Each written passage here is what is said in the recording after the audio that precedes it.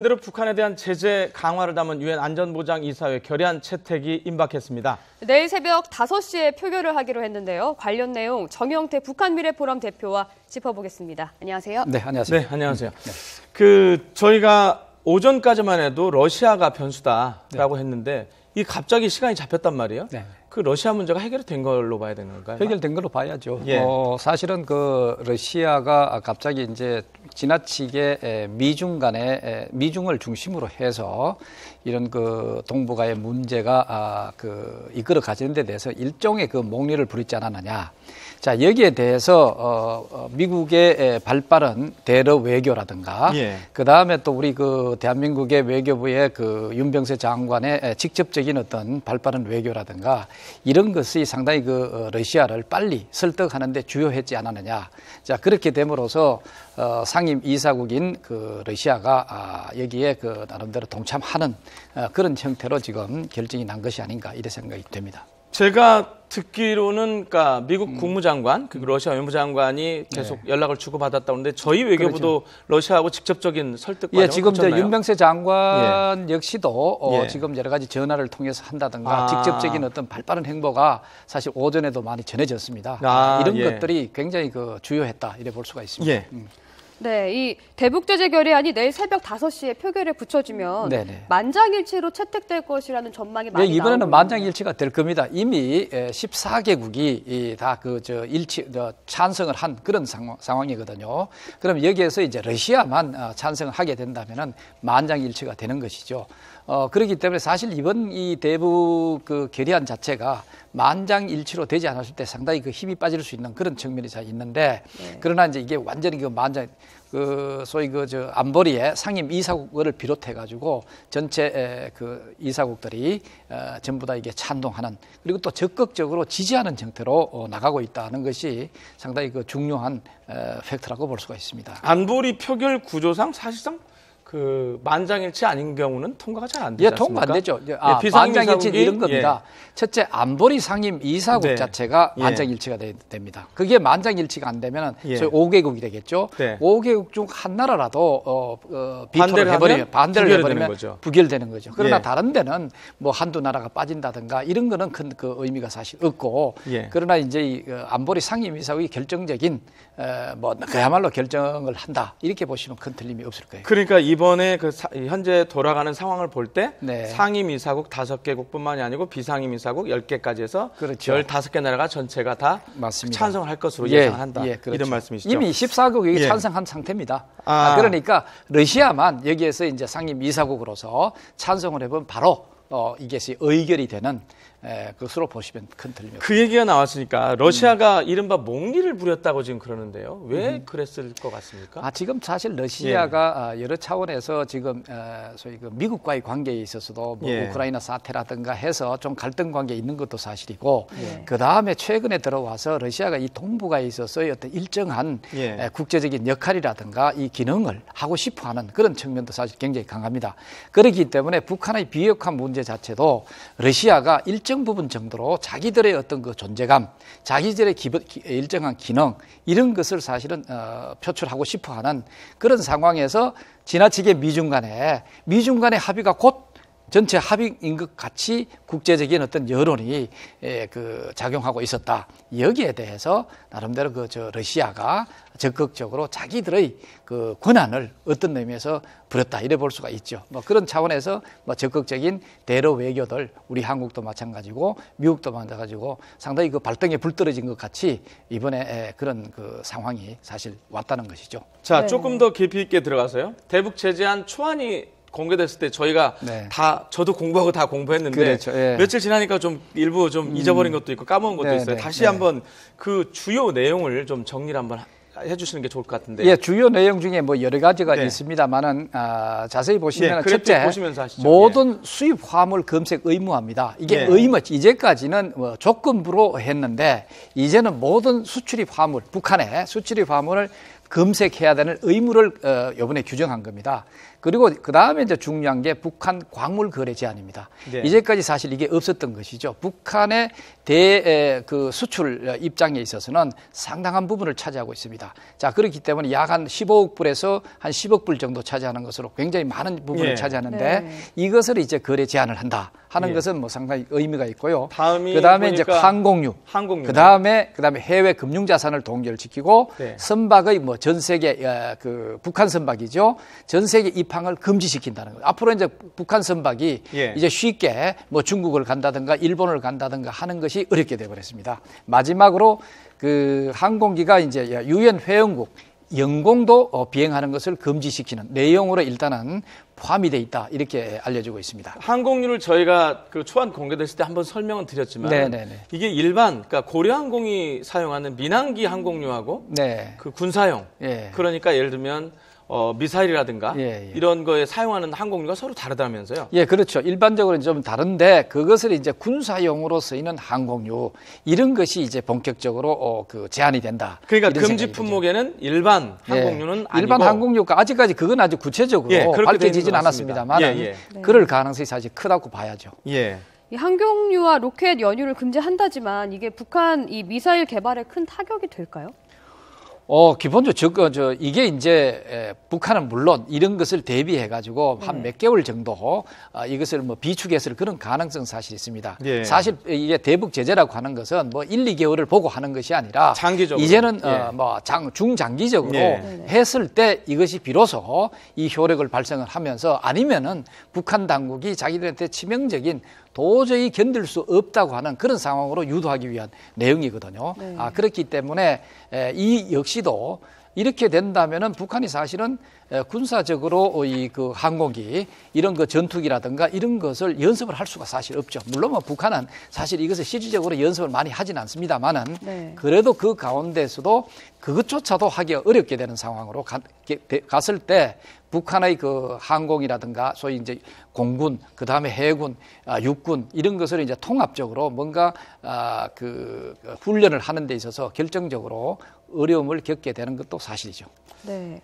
이번 대북 제재 안에서 조금 눈에 띄는 게 해외 공작을 총괄하는 정찰총국이 제재 리스트에 올랐는데요. 물리적 타격을 넘어서 조금 심리적 압박을 할 수 있지 않을까 하는 상당한 심리적 압박이 되죠. 사실 정찰총국이라고 하는 것은 뭐 대남뿐만 아니고 대외적 차원에 있어서 여러 가지 그 사실은 그 음모라든가 그다음에 이제 테러라든가 아니면 또 여러 가지 그 이런 그 로켓이라든가 뭐 미사일 핵이라든가 이런 것을 개발하기 위한 자금 조달이라든가 뭐 이런 것을 어떤 의미에서 여기서 좀 지휘하고 있다고 볼 수가 있죠. 자, 그렇다면 소위 그 외화벌이 하는 이런 것들도 여러 가지 그 정찰총국 차원에서 이를 지휘하는 그런데 이것을 직접적으로 겨냥을 했다. 그렇게 한다면 어떤 의미에서 컨트롤 타워 자체를 겨냥을 했다 이래 볼 수가 있거든요. 그렇다면 아무리 내부적으로 자기들이 여러 가지 공작이라든가 이런 것을 계획한다 손 치더라도 대외적으로 이런 것이 제한되고 또 그것을 그 겨냥을 하고 있기 때문에 많은 어떤 그런 그 활동 자체가 움츠러들 수밖에 없지 않느냐 하는 그런 그 의미를 지니고 있습니다. 그러니까 조금 전에 그래픽에서도 나왔지만은 그러니까 정찰총국은 헤드쿼터를 타격을 하는 거고. 그렇죠. 보면 원자력 공업성 같은 경우는 보면 여기가 핵무기를 개발하는 주무 부처로 보이고요. 국가우주개발국을 그 제대 대상으로 삼은 거는 대륙간 탄도미사일 개발을 그 막기 위해서 이렇게 한 것이 아닌가 이렇게 되고 있는데요. 그렇다면 저희가 지금 저 그래픽으로 보여드리고 있는 게 사실상 초안이지 않습니까? 그렇죠. 그러면 내일 새벽에 만약에 통과가 된다 그러면 그 초안이 그러니까 이른바 원안 그대로 넘어갈까요? 아니면 좀 수정이 됐을까요? 제 생각에는 거의 원안 그대로 가지 않았느냐. 왜냐하면 기본적으로 미중 간의 1차적인 합의를 본 내용이라고 볼 수가 있거든요. 사실 가장 첨예한 어떤 차이라든가 이런 것은 미중 간에 그 조율해야 될 내용이지 뭐 여타의 것은 그렇게 중요하지 않다 이래 볼 수가 있습니다. 거기에 이제 단지 러시아가 중간에 목리 부리는 형태로 뭔가 이것을 이제 리뷰하는 어떤 시간을 달라 이렇게 했기 때문에 뭐 일부 아주 그 몇몇 조항 자체가 좀 그 수정을 거쳤을 그런 가능성은 뭐 조심스럽게 얘기해 볼 수는 있습니다만은 예. 저는 그것조차도 기본적으로 미중 간에 했는 그 내용 자체가 크게 수정 없이 갈 가능성이 크지 않느냐 이렇게 볼 수가 그러니까 있죠. 혹시나 수정이 됐더라도 예를 들면 문구나 이런 작구에 대한 문제지 큰 틀은 그대로 갈 거다. 큰 틀 자체는 그거 내용 자체도 그 기본적인 것은 예. 큰 변화가 없지 않겠느냐 이래 생각. 만약에 그게 있었다면은 예. 이렇게 빨리 예. 뭔가 그 의결이 채택이 됐다 해서 예. 바로 의결로 넘어가는 그런 수순을 밟기가 어렵겠죠. 오히려 그것을 유지하기 위해 가지고 예. 어느 정도 시간이 조정 시간이 또 필요하고 그렇다면은 이런 그 의결 시간이 또 지연된다 이래 될 텐데 저는 생각보다 이것이 빨랐다고 하는 것은 원안 자체가 그 러시아로부터 어느 정도 그 동의를 받았지 않았느냐. 이렇게 판단하는 것이 그 말씀을 들어보면 러시아가 목리를 부는 게 맞네요. 그렇죠. 일종의 뭐 예. 기본적인 것은 뭐 좀 예상할 예. 내용이라고 볼 수 있죠. 왜 사전 협의 단계에서 그 중국과만 그렇죠. 얘기를 하느냐. 그렇죠. 우리도 같이 얘기해야 되는 이제는 앞으로 정도의. 또 예. 이행 단계에 있어서도 마찬가지입니다. 사실 러시아가 또 적극적으로 이것을 또 그 이행해주지 않는다면은 이건 역시도 또 구멍이 또 생기는 겁니다. 오히려 잘된 그런 측면이 있습니다. 이 기회에 물론 그 원안에 대해서 나름대로 그 조정이라든가 아니면 여러 가지 설명을 거쳤습니다만은 오히려 이 기회가 이행하는 데 있어서 러시아를 보다 더 적극적으로 끌어들이는 그런 하나의 계기도 됐다. 이래 볼 수도 있죠. 그리고 이 다음이 끝나는 게 아니라 6자 회담으로 이어져야 되기 때문에 그렇죠. 그것도 있죠. 예. 그런데 6자 회담 그것도 잘 아셔야 되는 것이 북한이 그야말로 진정한 의미에 있어서 비핵화 이런 것을 내놓지 않는다면 사실 6자 회담은 열리기 어렵습니다. 그렇기 때문에 이번에도 그것이 아니라 먼저 6자 회담을 열어놓고 해결하겠다 하는 그런 형태로 6자 회담은 아마 그 진행되기가 굉장히 어렵다. 이번에 소위 그 유엔 안보리 결의안 내용 자체의 특성은 뭐냐고 하면은 어떤 뭐 대화를 이끌어내기 위한 하나의 수단이 아니라 이제는 북한이 진정하게 비핵화를 할 수 있던 어떤 강경 조치라고 볼 수가 있죠. 그렇다면 북한이 그야말로 손드는 형태의 어떤 비핵화에 있어서 그런 내용이 북한으로부터 이끌어내지 못한다면은 6자 회담이 개최된다는 것은 의미가 없다. 오히려 열리게 된다면은 이런 그 대북 그 강경 조치를 통한 압박 이런 것을 물타기 해버리는 그런 상황이 전개될 수 있다. 그런 우려가 사실 있습니다. 그런 차원에서 저희가 개성공단 폐쇄라는 맞습니다. 좀 최악의 그렇죠. 개성공단을 우리가 그 완전 중단을 시켰다, 전면 중단을 시켰다고 이렇게 얘기하는 것은 그만큼 앞으로 대북 제재 조치 자체가 굉장히 그 강할 수 있다. 라고 하는 메시지도 될 수 있습니다.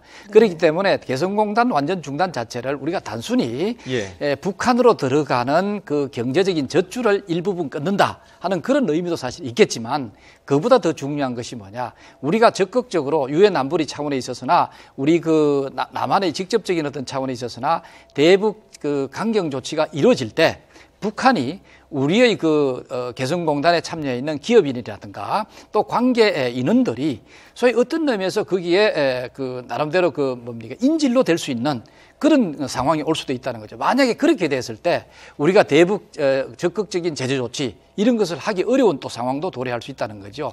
그것을 위해서라도 사전에 우리의 그 여러 가지 기업인이라든가 우리의 그 인력들의 안전을 먼저 확보를 해낸 다음에 앞으로 보다 더 적극적인 대북 강경 조치, 대북 제재 조치를 할 수가 있겠다. 또 해 나가겠다는 의지의 표시를 봐야 되겠죠. 사전 정지 작업 그렇죠. 그래 봐야 되겠죠.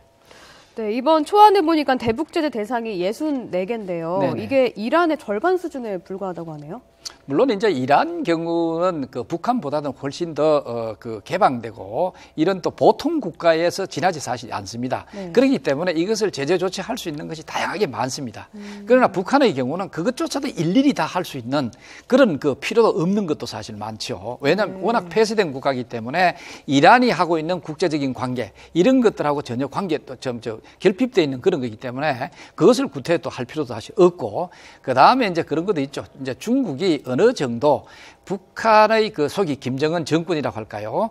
이런 어떤 그 붕괴라든가 이런 것까지는 가서는 안 된다. 그 다음에 이제 북한의 그 주민들의 어떤 생계라든가 일상생활에 해당되는 그런 것조차도 소위 인도적 차원에 있어서 영향을 줘서는 안 된다. 이랬기 때문에 어느 정도 그런 것을 좀 고려했다. 이래 볼 수가 있겠죠. 네, 그 인도적 차원을 고려해서 이번에 처음으로 도입된 북한의 광물거래 제한 조치 역시도 생계 목적일 경우에는 예외가 될 수 있다는 조항이 들어있잖아요. 예, 그래서 상당히 모호하기 때문에 북한 정권에 또다시 돈이 흘러들어갈 수 있는 가능성도 있을 것 같습니다. 그게 이제 단순히 대북 제재, 소위 이제 유엔 안보리 대북 제재 결의안만 갖고 있으면은 그런 결핍성이 사실 있습니다. 네. 그런데 소위 미국이 직접적으로 상하 양원을 통해 가지고 또 대북 그 제재 결의안을 내놨습니다. 그게 세컨더리 보이콧이라고 해서 북한과 교류하는, 북한과 거래하는 이런 제3국의 기업들도 자기들이 그 제재를 하겠다는 그 내용이 들어가 있죠. 그럼 만약에 중국의 그런 어떤 기업들이 이러한 핑계를 대서 북한과의 광물 교류를 한다든가 이러한 기업들은 미국과의 관계도 거래가 사실 끊길 가능성도 사실 있다. 뭐 이렇기 때문에 소위 이게 이제 전방위적으로 포괄적으로 생각할 필요가 있기 때문에 이러한 구멍들을 상당히 차단할 그런 또 그 가능성도 사실 있죠. 자, 이제 다시 이제 결의안 내용에서 오늘로 좀 돌아가겠습니다. 내일 이제 새벽에 표결을 하지 않습니까? 네네. 그렇게 되면 표결한 이후의 절차, 이게 어떻게 되는 건지 좀 설명해 주시죠. 소위 이게 이제 유엔 안보리의 대북 제재 결의안이거든요. 그러면은 상임 이사국을 비롯해 가지고 이런 그 15개국 상임 회의에서 이것이 이제 의결이 된다면 그게 바로 반려가 된다고 볼 수 있죠. 의결 자체가.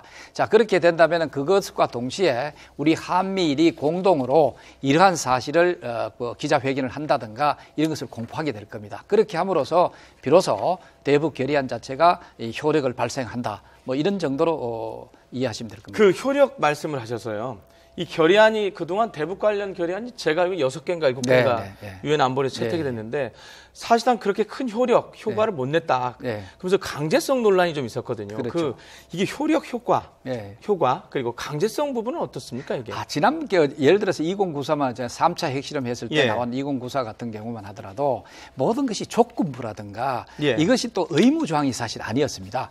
대부분이 어떤 것을 권고 조항이라든가 조건부 어떻게 검색을 한다든가 이런 게 있었기 때문에 중국을 비롯해 가지고 여타 관계 국가들이 어떤 의미에서 이것을 지지부진하게 그 국가에 따라서 이행하는 데 있어서 미온적일 수밖에 없는 그런 특성을 지녔다고 볼 수가 있죠. 이번 경우는 사실은 그런 권고사항이 아니라 의무사항으로 상당히 많이 만들어놨죠. 예를 들어서 검색하는 것도 마찬가지고 항공기마다 유엔 차원의 어떤 그 항공기라든가 이런 국가들이 이걸 또 방지하는 어떤 그런 내용이라든가 이런 것이 권고사항이 아니라 의무화시켰고 그 다음에 조건부 소위 의심이 가는 그런 것이 사실 있을 때 무슨 검색을 한다든가 그것이 아니라 사실 북한으로 향하는 또 북한에서 나오는 선박 이것은 의무적으로 검색하도록 돼 있고 조금만 더 나면 이것을 어떤 입항을 금지하도록 하는 그런 의무화 조항이 있기 때문에 아마 그 3차 핵실험 이후에 나온 유엔 안보리 제재안과 달리 상당히 그 효율성 자체가 상당히 있다. 그렇기 때문에 이번에 역대 최고의 그 강경한 특성을 지닌 결의안이다.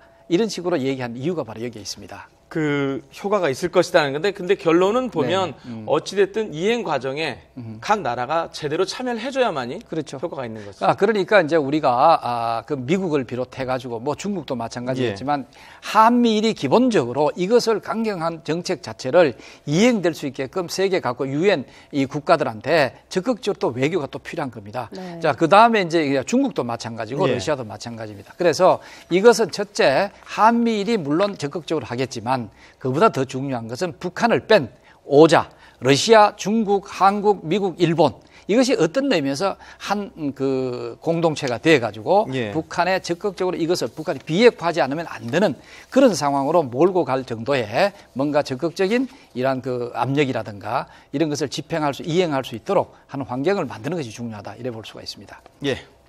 네, 지금까지 내일 새벽 5시에 표결에 붙여지는 유엔 대북 제재 결의안과 관련해서 정영태 북한 미래포럼 대표와 이야기 나눠봤습니다. 감사합니다.